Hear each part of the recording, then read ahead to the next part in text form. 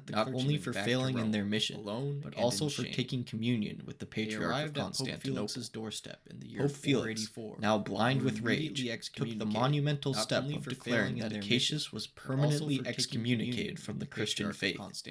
It is unclear whether Felix had the authority to excommunicate the Patriarch of Constantinople, as the two sees were equal in power. Acacius certainly didn't think that the sentence carried any weight, and promptly ignored the Pope. The messenger that brought Acacius the news of his excommunication also brought a message to Emperor Zeno and the people of Constantinople. This message was that if the Christians of the East did not break in communion with Acacius, they too would share in his fate of excommunication. It was completely unprecedented for a pope to threaten an entire region of the faith with expulsion from the church.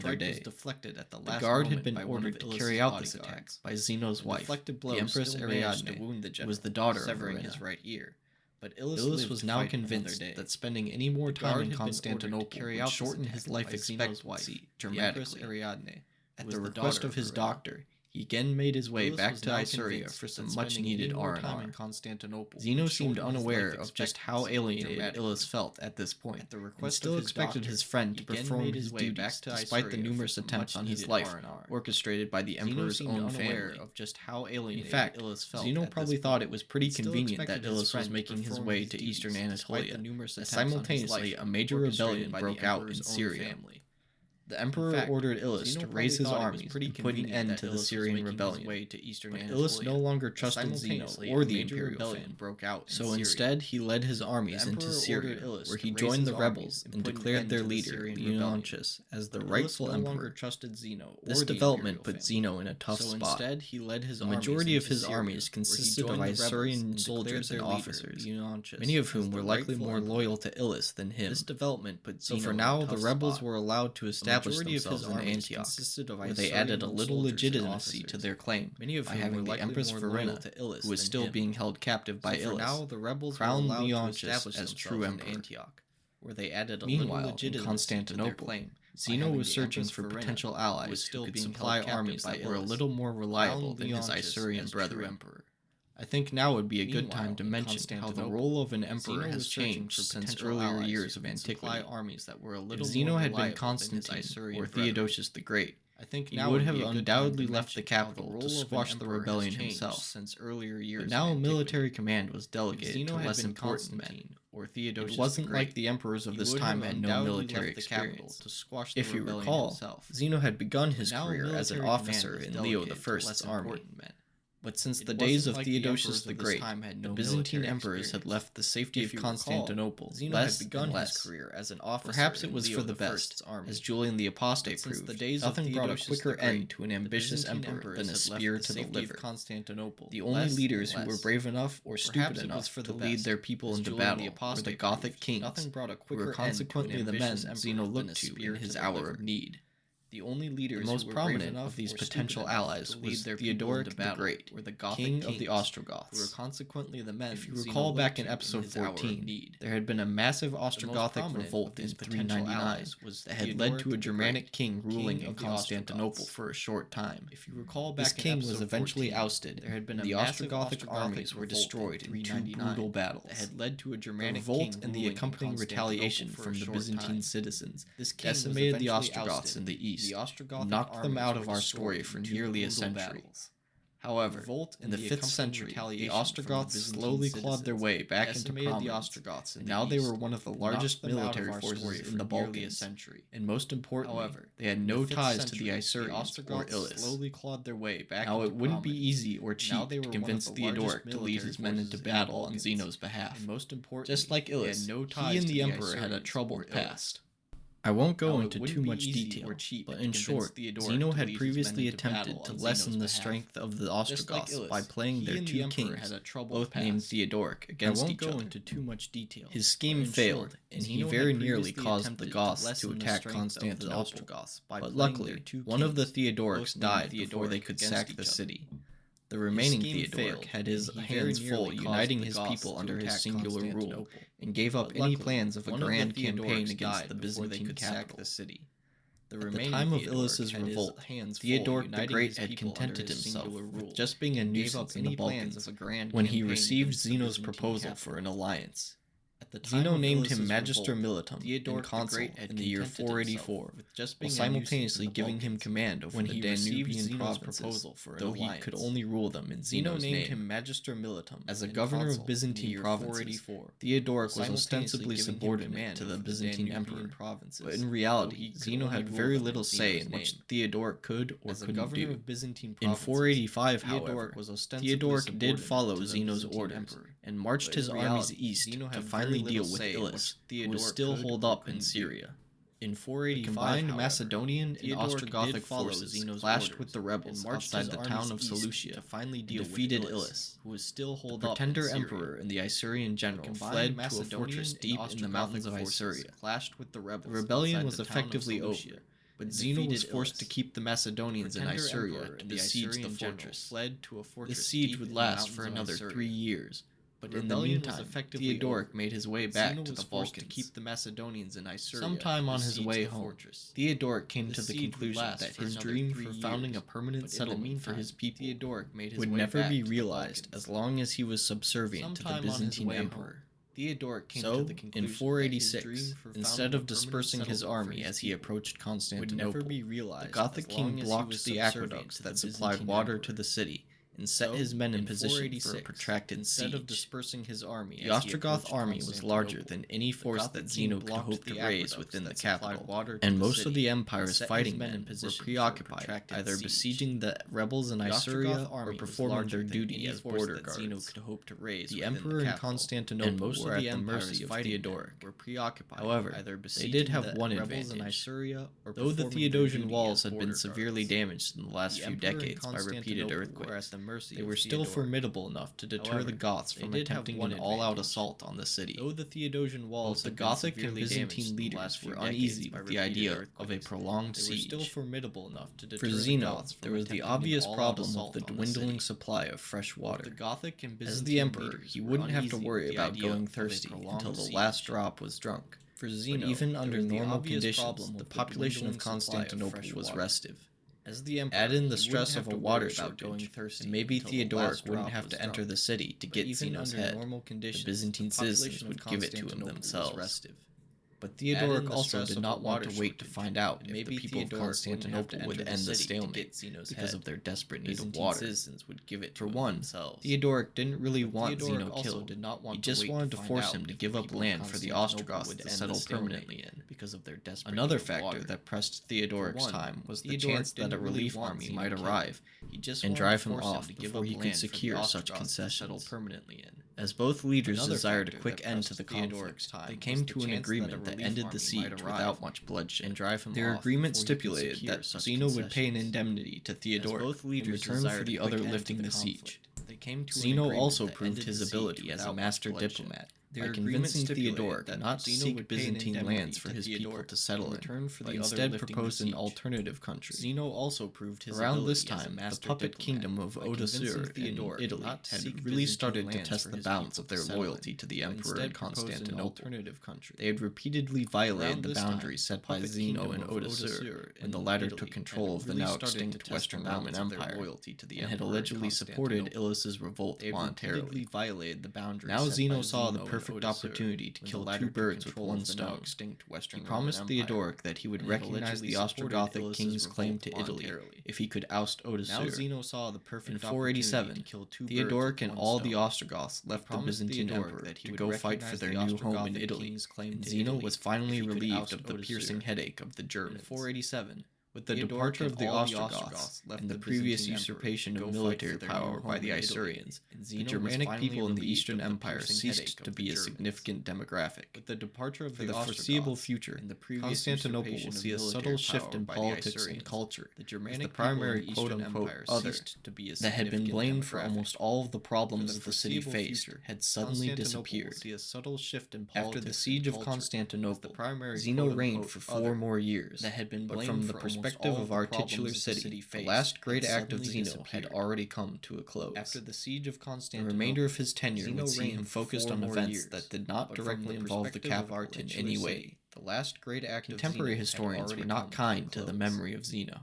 He had never managed to win over the general Byzantine population, and in particular, his botched attempt to heal the Christian church brought him an absurd amount of ire from the clergymen, who were the foremost historians of the time. Hindsight has shown us that Zeno was an intelligent and capable ruler who survived and even at some points thrived under conditions that would have broken many other emperors. He had come from humble beginnings to see his people become ascendant within the imperial military. He had initially been passed over in the line of succession, but managed to still become emperor for a punctuated 17 years. He had endured constant revolts and coups, while politically maneuvering deftly around his opponents. He had taken bold action to try and mend the spiritual sickness that afflicted the empire, and though this had backfired, we must commend him for trying. In the end, the thing that tarnished Zeno's legacy more than any action he took as emperor was the one thing he could not change, his heritage. In the years immediately following his death, the empire would be ripped apart by the rejection of the newly elevated Isaurians. Like I said, with the Germans gone, the people of Constantinople needed a new boogeyman to pin all their fears and prejudices on. The Isaurians had already been pegged as that new other. That will be a problem for Zeno's successor to deal with. For now, we will end this episode, so please join me next time for the reign of Anastasius, who will have the That will be a unenviable problem for job Zeno's of dealing with successor all the to problems deal that with. Zeno either For now, caused we or will end this exacerbated. episode. So please join me As next time always, for the if reign you of have any Anastasius, questions or think I who will missed have the anything, unenviable please feel job free to of dealing email with me all at the problems that Zeno either caused or exacerbated. hofcpod.cast@gmail.com or As DM me always, on Twitter if you at have any questions or think I missed anything, HOFC_podcast. please feel free Thank to you for email listening me to at this episode. Please join me next time for the history of Constantinople, or DM me on Twitter at HOFC_podcast. Thank you for listening to this episode, and please join me next time for the history of Constantinople.